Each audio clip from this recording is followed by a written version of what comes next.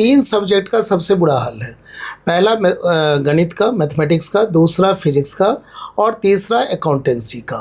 कमोबेश फ़र्क बाकी सब्जेक्ट में भी पड़ा है, लेकिन ये तीनों सब्जेक्ट जो है टेक्निकल है। इस आपको यदि 1% भी डाउट है तो आप सबसे पहले 100 रुपये पे करके आप आंसर शीट मंगाइए। ऑलरेडी जो है ना, आप जो चैलेंजेस करेंगे, जो रिवैल्यूएशन भरेंगे, तो यहाँ से टीचर जाएंगे, उनको क्रॉस वेरिफिकेशन होता है और यदि लगता है जो कि नहीं मार्क्स जेन्युइन बच्चों का कंसर्न है तो मार्क्स बढ़ाया जाता है। मान लीजिए कोई बच्चा कह रहा है कि मैथ्स में उसकी कंपार्टमेंट आ गई है, पूरा पेपर वो इवैल्यूएट करना चाहता है, तो उसमें नंबर कैसे बढ़ेंगे? उसके कंपार्टमेंट आई है, नहीं फेल है वो? नहीं, उसमें तो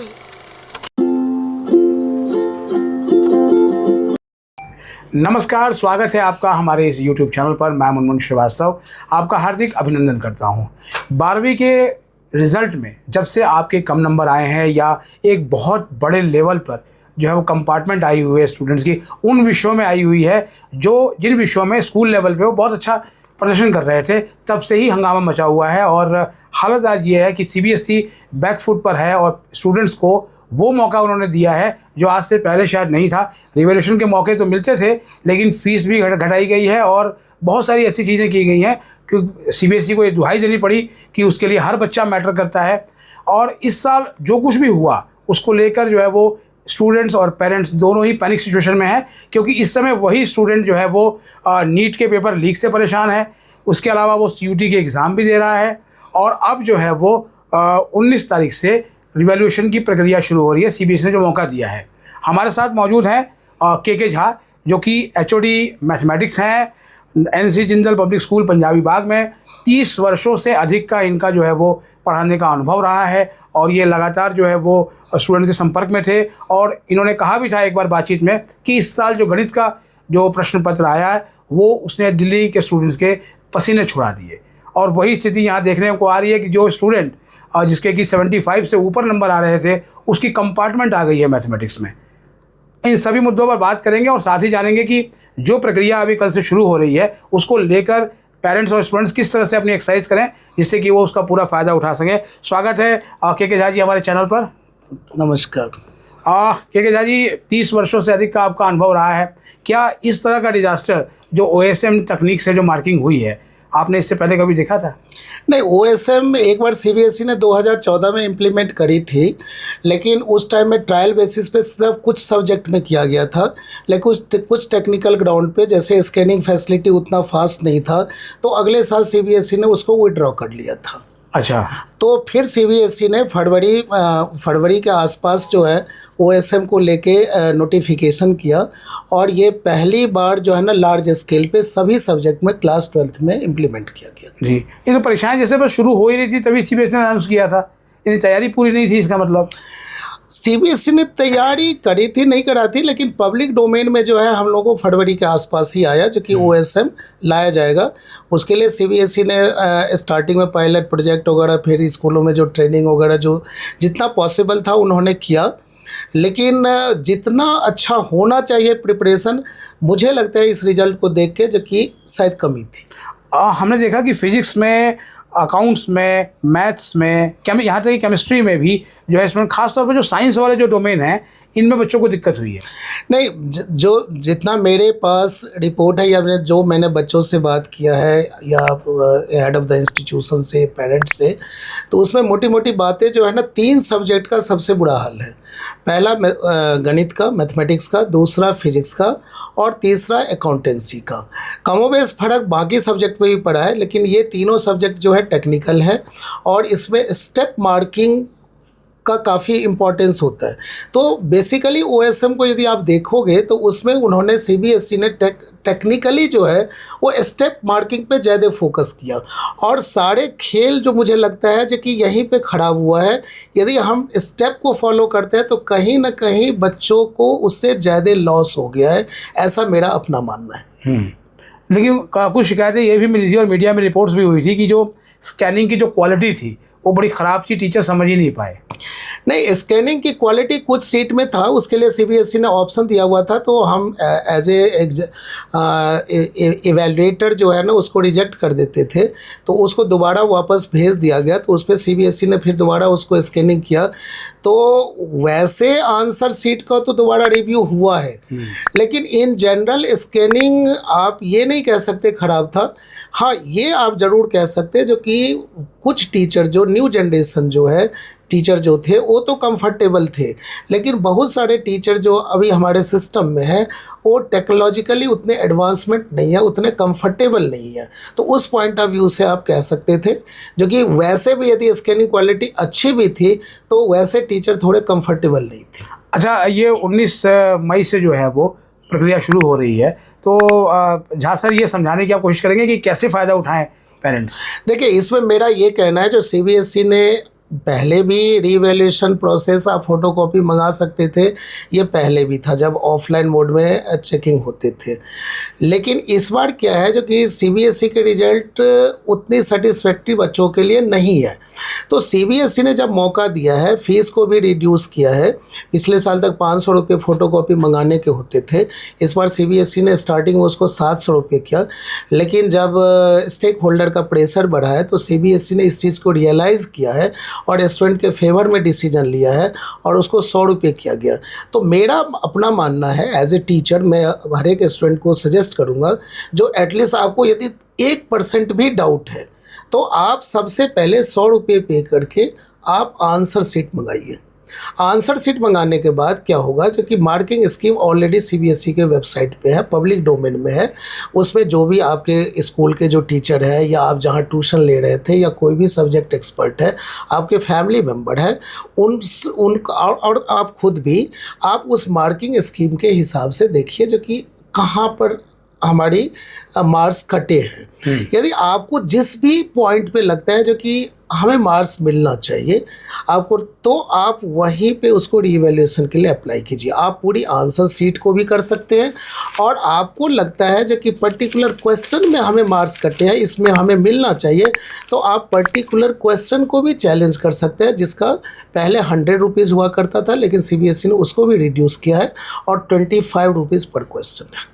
नहीं तो क्या गारंटी है कुमारकांत जी की रिवैल्यूएशन में स्टूडेंट्स के मार्क्स बढ़ेंगे? क्योंकि मांग तो ये हो रही है कि सीबीएसई को ग्रेस मार्क्स देना चाहिए। नहीं, सीबीएसई पिछले साल तक ये करती थी जो मॉडरेशन करती थी, लेकिन जहाँ तक मेरे नॉलेज में अभी तक है जो सीबीएसई ने इस बार मॉडरेशन रिजल्ट को नहीं करी है। तो एक ड्रॉबैक मुझे लगता है जो ये भी रिजल्ट डाउन होने का है। अब दूसरा प्रश्न आपका ये है जो कि इसकी क्या गारंटी है जो मार्क्स बढ़ेंगे। देखिए, इसकी गारंटी नहीं है, लेकिन जब आप आंसर सीट देखेंगे और मार्किंग स्कीम के हिसाब से तो आप खुद भी इवेलुएट करेंगे ना, तो आपको तो लगेगा जो कि मेरा मार्क्स बढ़ेगा। तो यदि वो टेक्निकली ठीक है, आपने आंसर ठीक लिखा है, एज पर मार्किंग स्कीम आपको मार्क्स मिलना चाहिए, तो सीबीएसई क्यों नहीं बढ़ाएगी? आखिर यही टीचर तो फिर दोबारा जाएंगे उसको चेक करने के लिए। वहाँ पर ऑलरेडी ऐसा कोई नहीं होगा जो टेक्नोलॉजी से उसको चेक किया जाएगा।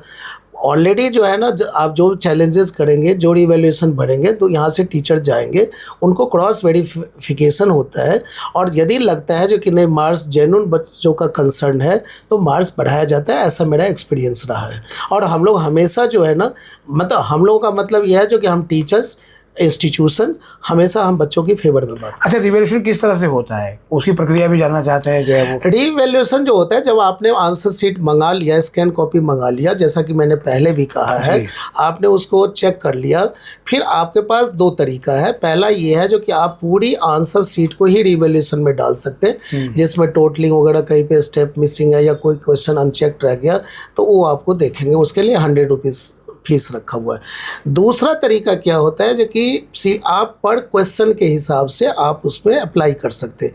तो जब पर क्वेश्चन के हिसाब से जब आप अप्लाई करते हैं तो उसमें सिर्फ जो है ना, जिस क्वेश्चन को आप क्लेम करेंगे सिर्फ सीबीएसई उसी क्वेश्चन को रीइवैल्यूएट कराएंगे। मतलब जिस क्वेश्चन के लिए आपने किया उसी को देखेंगे, बाकी किसी को नहीं देखेंगे। बाकी को नहीं देखेंगे, ये गलतफहमी नहीं। आप सपोज मैं आपको ऐसे एक उदाहरण से समझाता हूँ। जो मान लीजिए आपने 21 नंबर क्वेश्चन किया और वो आपका गलत था, ठीक है, 21 नंबर है और आपको टीचर ने गलती से 1 नंबर मिलना चाहिए था लेकिन 2 नंबर दे दिया। अब आपने आंसर शीट देखा तो आपके मन में तो ये खोट है जो कि भाई यहाँ तो हमें 2 नंबर मिलना, 1 नंबर मिलना चाहिए था, टीचर ने मुझे गलती से 2 नंबर दे दिया।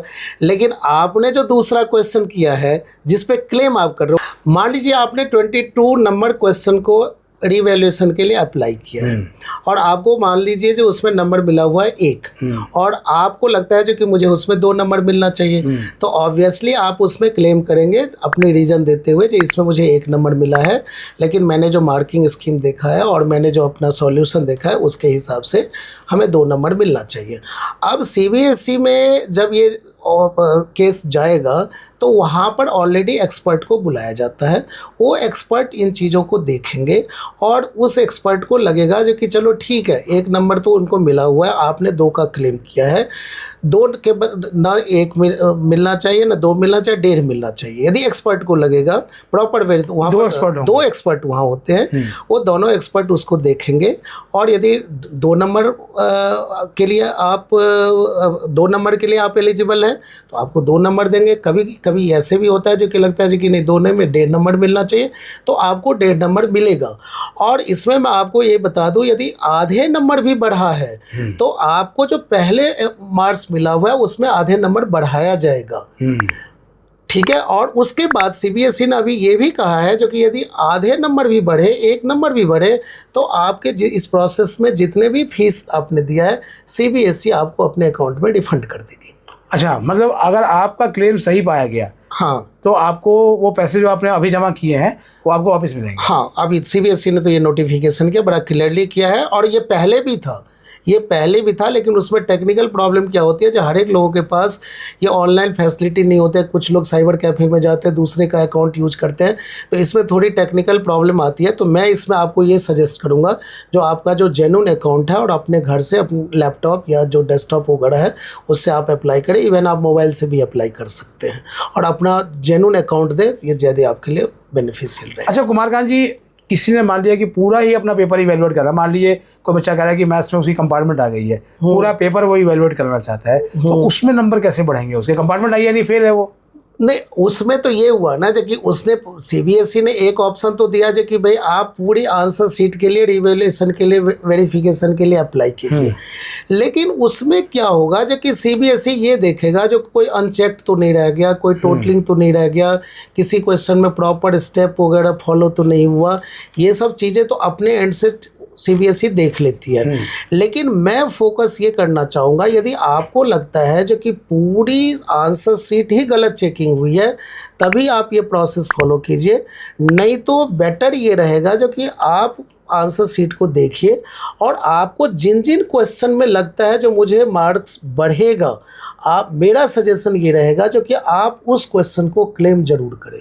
अच्छा, वहाँ पर बेनिफिट ज़्यादा मिलता है। मतलब अगर आप इंडिविजुअल क्वेश्चन को चैलेंज करेंगे, इंडिविजुअल क्वेश्चन को चैलेंज करेंगे और ये 10-12 क्वेश्चन होते हैं तो आप इजीली उसको आइडेंटिफाई कर सकते हैं, ये कोई बहुत बड़ा मुश्किल काम नहीं है। पूरी आंसर शीट से अच्छा है कि आप क्वेश्चंस पे जाएं। नहीं, पूरी आंसर सीट CBSE ये भी देती है, जो पूरी आंसर सीट यदि आप अप्लाई करते भी हैं तो उसमें बेसिकली वो उस क्वेश्चन का मार्क्स नहीं देखता है, उसमें वो स्टेप देखेगा जो कि भाई स्टेप तो कहीं नहीं हुआ, कोई क्वेश्चन अनचेक तो नहीं रह गया। ये आप खुद भी उसमें जब अप्लाई करेंगे तो ये ऑप्शन आपको मिलेगा जो ये चीज़ें आप मेंशन करेंगे जो मुझे इस क्वेश्चन में जो स्टेप नहीं मिला या टोटलिंग रॉन्ग है, ये अनचेक्ड क्वेश्चन रह गया। लेकिन मेरा सजेशन ये रहेगा जो आप पर्टिकुलर क्वेश्चन को आइडेंटिफाई करके जिसमें आपको मार्क्स कम मिले हैं उसको आप फोकस करें और उसको रिवैल्यूएशन में डालें तो आपको ज़्यादा बेनिफिट मिलेगा। अच्छा, कोई सेट फार्मूला भी है कि एक कैप है कि इतने तक आपके नंबर बढ़ जाएंगे और इतने से नंबर नीचे नहीं जाएंगे, कोई कैप भी है? नहीं, ऐसा पिछले साल तक ये था जो कि जब आप रीवैल्यूएशन में डालते हैं पूरे सीट को तो 5% के डिविएशन जो है एक्सेप्टेड नहीं होते थे। मतलब ये हुआ, इसको मैं आपको ऐसे समझाता हूँ जो कि सपोज 80 मार्क्स का पेपर है तो सपोज करो 4 मार्क्स इन जनरल आपके बढ़े, ठीक है, तो सपोज 3 करे, आपके 60 आए हुए 63 हो गए तो 60 ही रहने देते थे। यदि आपके 57 हो गए तब भी 60 रहने देते। लेकिन मुझे लगता है CBSE इस बार ऐसा नहीं करेगी, इस बार इसका भी डिसीजन स्टूडेंट के फेवर में लेगी। मतलब फिलहाल जो पिछले साल तक था वो 5% का फॉर्मूला था। हाँ, 5% plus minus no change, plus minus का था पूरी आंसर सीट के केस, पूरे आंसर शीट में। लेकिन जब पर्टिकुलर क्वेश्चन को आप क्लेम करते हैं तो आपके 1 नंबर भी बढ़ेंगे तो आपको बढ़ाया जाएगा। वैसे तो रूल ये है जो कि 1 नंबर आपके घटेंगे भी तो आपको घटा दिया जाएगा, लेकिन मुझे नहीं लगता है जो सीबीएसई ऐसा करती है या जनरली ऐसा होता नहीं है। आप ये मान के चलो जो कि आपको जो मार्क्स मिले हुए हैं वो मार्क्स रहेगा, आपके बढ़ेंगे तो आपको ज़रूर बढ़ाया जाएगा जी। घटने की तो मुझे लगता है, जो मेरा अपना एक्सपीरियंस रहा है, घटने के चांसेस कम रहते हैं। अच्छा, हमने देखा कि 2025 में 1,29,095 कंपार्टमेंट के केस थे और 2026 में 1,63,800 यानी कि 9.26%। तो ये जो कंपार्टमेंट वाले बच्चे हैं ये क्या करेंगे, क्या एडवाइस करेंगे आप? नहीं, ये कंपार्टमेंट वाले देखिए, इस बार जो एक नंबर ऑफ कंपार्टमेंट बढ़े हैं उसके दो रीज़न तो मुझे मेन समझ में आ रहा है। पहला तो ये है जो कि मॉडरेशन सीबीएसई ने इस बार नहीं करी है, मतलब मैं I am not very sure, लेकिन मुझे लगता है जो मॉडरेशन नहीं हुआ तो एक तो उससे नंबर बढ़े हैं। दूसरा ये होता है जो कि जो कंपार्टमेंट आए हुए हैं, तो मुझे लगता है जो कि कंपार्टमेंट पहला प्रोसेस तो रीवैल्यूएशन के सारे फॉलो करना चाहिए। दूसरा नहीं तो कंपार्टमेंट के पेपर में अपियर जरूर होना चाहिए, क्योंकि कंपैरेटिवली क्या होता है जो कि अभी आपको पर्टिकुलर सब्जेक्ट में टाइम मिल जाएगा प्रिपरेशन का। 17 जुलाई के आसपास कंपार्टमेंट का पेपर होगा, 15-17 जुलाई जो भी डेट डिसाइड होगा। तो अभी आपके पास करीब करीब जो है 1.25 महीने का टाइम है और आपको एक ही सब्जेक्ट पढ़ना है, तो आपको टाइम भी मिल जाएगा, आप फोकस भी कर सकते हैं। तो मुझे लगता है जो कि बच्चे कर जाते हैं, और मेरा पीछे का एक्सपीरियंस ये रहा है जो कि जिन भी बच्चे के कंपार्टमेंट आए हैं ऑलमोस्ट 80-90% वो कंपार्टमेंट क्वालिफाई कर जाते हैं। अच्छा, ये मेरा अपना एक्सपीरियंस रहा है। जो अब मेरे सराउंडिंग में जो बच्चे वगैरह रहे हैं, तो ये तो मेरा रहा है जो कि कर जाते हैं, चाहे वो किसी भी सब्जेक्ट का हो, चाहे वो मैथ्स ही क्यों ना हो, फिजिक्स क्यों नहीं हो। अभी थोड़ा सॉफ्ट है बच्चे, लेकिन वो फिर जो है ना मोटिवेट होते हैं, फिर टीचर वगैरह सबसे मिलते हैं, फिर वो तैयारी करते हैं, तो वो पास हो जाते हैं। अच्छा, एक पेरेंट्स का मन का सवाल है, वो ये कह रहे हैं कि सीबीएसई ने सारी जो प्रक्रिया की रिवॉल्यूशन की, सीबीएसई मान रही है कि हाँ जो है गलती हुई है, लेकिन वो ओएसएम को इसके लिए जिम्मेदार नहीं ठहरा रही है। तो क्या ऐसा कुछ नहीं हो सकता कि बच्चों को ग्रेस मार्क्स दिए जाएँ, मान लिया थोड़े से रुके हुए हों? नहीं, सीबीएसई के ऊपर देखिए हर एक स्टेक होल्डर का प्रेशर है। मुझे लगता है जो कि क्योंकि अभी रिसेंटली पेपर लीक का भी मामला है, उससे भी पेरेंट्स परेशान है। तो अब ये सीबीएसई को डिसाइड करना है, और मुझे लगता है जो कि सीबीएसई को इस पे सोचना चाहिए और बच्चों के फेवर में ही। क्या आपको लगता है कि सीबीएसई में थोड़ा सा डेंट लगा है इस घटना की वजह से? क्योंकि आज तक सीबीएसई पर कभी आक्षेप नहीं लगा, कभी पीएमटी भी सीबीएसई कराती थी। नहीं, ऑब्वियसली देखिए सीबीएसई पे डेंट तो लगा है, सीबीएसई बैकफुट पे गई है, तो कहीं ना कहीं सीबीएसई को भी तो लग ही रहा है ना जो कि भाई इतने एंजाइटी बच्चों में बढ़ा है, स्कूल के ऊपर प्रेशर आया, टीचर कम्युनिटी में प्रेशर आया, तो अल्टीमेटली इफेक्ट तो देखो इससे सभी है जी। तो मुझे लगता है जो कि सीबीएसई इसको डेंट भी लगा है, सीबीएसई रियलाइज़ भी कर रही है, और मुझे लग रहा है जो सीबीएसई बच्चों के फेवर में सोचेगी, ऐसा मेरा मानना है, और सोचना चाहिए, ऐसा मेरा सजेशन है। अच्छा, ओएसएम को लेकर आपकी टीचिंग कम्युनिटी में क्या प्रतिक्रिया है? देखिए जैसे मैं पहले भी स्टार्टिंग में आपको पॉडकास्ट में बोला हूँ, जो ओएसएम एक अच्छी चीज़ है और बहुत बोर्ड में पहले से इम्प्लीमेंट है, और बहुत सारे कंट्री में ये इम्प्लीमेंटेड पहले से है। लेकिन मुझे लगता है जो इस बार सीबीएसई ने कुछ ज़्यादा जल्दी कर दिया। इतना जल्दीबाजी में नहीं करना चाहिए था, थोड़ा 1-2 सब्जेक्ट पे अप्लाई करते, तो ये मुझे थोड़ी ड्रॉबैक लग रहा है। अदरवाइज़ यदि आप टेक्निकल पॉइंट ऑफ व्यू से देखें तो अच्छा है, लेकिन रिजल्ट को जब हम देखते हैं तो मुझे लगता है कि it's too early to implement. अच्छा, और बावजूद इसके कि ओएसएम लगाया गया था, रिजल्ट उसी दिन आया जितना पिछले 2 साल से आ रहा था, तो कोई बहुत फ़ायदा भी नहीं हुआ कि बहुत अर्ली रिजल्ट आ गया हो। नहीं, इसको लेके तो सीबीएसई अपनी क्लैरिफिकेशन दी है, जो कि उसमें एक चीज़ लॉजिस्टिक वगैरह का भी मैटर था। पहले ये था जो कि जो इंटर स्टेट कह लीजिए या इंटर कंट्री कह लीजिए, सीबीएसई के बहुत सारे स्कूल फॉरेन में ही है, तो इससे सीबीएसई के पास फ्लेक्सिबिलिटी हो गई, जो अपनी वो कॉपी कहीं पे चेक करा सकते हैं। तो इसके प्रोस एंड कॉन्स दोनों हैं, फ़ायदे भी हुए हैं, नुकसान भी हुए हैं। नुकसान तो अभी ज़्यादा दिख रहा है, फ़ायदे जितना दिखेगा वो हम बाद में डिस्कस करेंगे। अच्छा झा साहब, एक जो है वो बड़ा सवाल है इंटरेस्टिंग, और ये मैक्सिमम पेरेंट्स का सवाल है कि उनका बच्चा पास तो हो गया है लेकिन बिल्कुल बॉर्डर लाइन पे है, और उसको उम्मीद है कि नंबर उसके बढ़ेंगे ऑनेस्टली अगर पेपर चेक हुआ। लेकिन मान लिया कि अगर वो पेपर चेक होने पर नंबर बढ़े नहीं और नीचे आ गया, तो क्या कंपार्टमेंट आ सकती है उसकी? नहीं नहीं, नीचे की चांसेस नहीं है। मैं ऐसा एश्योर आपको कर रहा हूँ क्योंकि मैं भी चेकिंग वगैरह सबसे कनेक्टेड रहा हूँ। ऐसा नहीं होता है, ऐसी भ्रम अपने दिमाग से निकाल लीजिए। मेरा पहला इसमें सजेशन रहा जो कि आपको एक नंबर का भी डाउट हो रहा है, आप आंसर शीट स्कैन कॉपी मंगाइए, और आपको लगे एक नंबर भी बढ़ रहा है तो आप ज़रूर अप्लाई कीजिए। अच्छा, ठीक है, मतलब मौका मत चूकिए। मौका चूक गए। अब ये ना, और मौका आपको यही 19 से लेके 22 तारीख तक दिया है जो स्कैन कॉपी के लिए, 26 से 29 आपको रिवैल्यूएशन के लिए दिया है। तो बिल्कुल नहीं, बाद में आपको कोई फ़ायदा नहीं होगा। आप सोचेंगे हम आरटीआई से आंसर शीट मंगा लेंगे, वो आपको अपनी सेटिस्फेक्शन के लिए होगा। उसके लिए फिर आपको बहुत पापड़ बेलने पड़ेंगे, लीगल ऑप्शन वगैरह ढूंढने पड़ेंगे। इसलिए सबसे बेस्ट ऑप्शन है, 1% का भी डाउट है तो पहले आप आंसर शीट मंगाइए, और डाउट है तो उसको रीवैल्यूएशन में अप्लाई कीजिए। ये मौका मत गवाइए।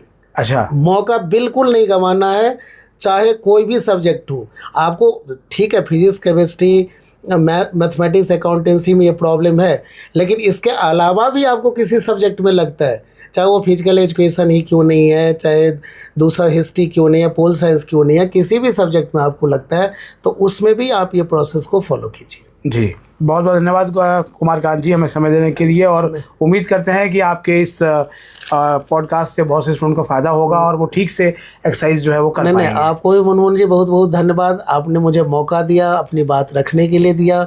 और मुझे लगता है जो कि बच्चों के बीच में काफ़ी एंजाइटी है, जितने भी पेरेंट्स, टीचर, स्कूल सब परेशान है। और मुझे जहाँ लगा जो कि मैं अपनी बात जो है ना, जितना मैं बच्चों को हेल्प कर सकता हूँ, मैंने अपने ढंग से आपके माध्यम से बच्चों को हेल्प करने की कोशिश किया हूँ।